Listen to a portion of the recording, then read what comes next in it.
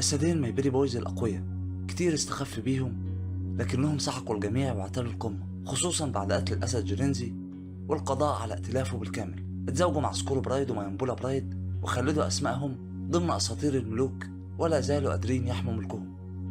أحد ذكرين هيبو بولز ميلز بمظهره الأنيق وهيبته الفائقة.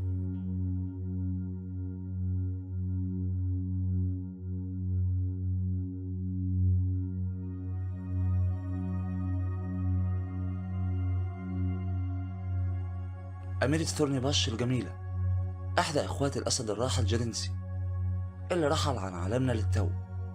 بعد طرد أمهاتهم في 2022 هربوا اللبؤات الثلاثة رفقة جرينسي واتنقلوا لثورني باش، ودلوقتي أعمارهم 6 سنين. الملك بيشوب العملاق أحد ذكور تحالف شتابي الأربعة المسيطرين حاليا على منطقة ثيرد بريدج في محمية موريمي.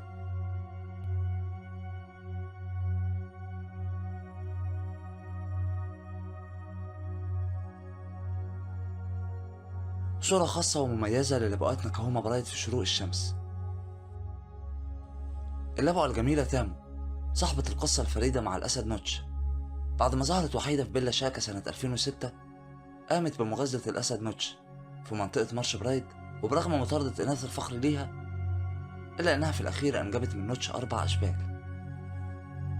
اللبؤة ناسيكو اتولدت في فخر أولدكدك المتفرع من فخر إنكو يوناي برايك، بعينيها الواحدة تشبه اللبؤة ناشيباي الذكر المميز أولو براني شريك مارش بوي.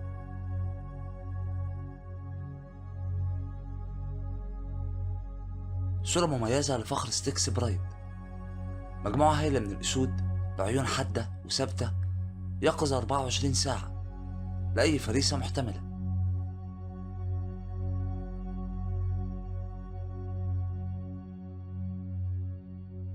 الفخر بيجسد قوة واحدة وقابلية للتكيف للأسود غير طبيعية، وبيظهر جوهر البقاء في البيئة البرية الصعبة.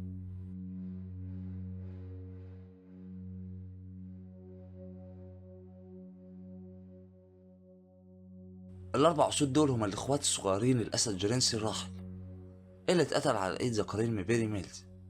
تفتكر ممكن يبقوا نواة الأخذ بالثأر لأخوهم الأسد مدالا ملوتي مع 2 من أبناء كومانا؟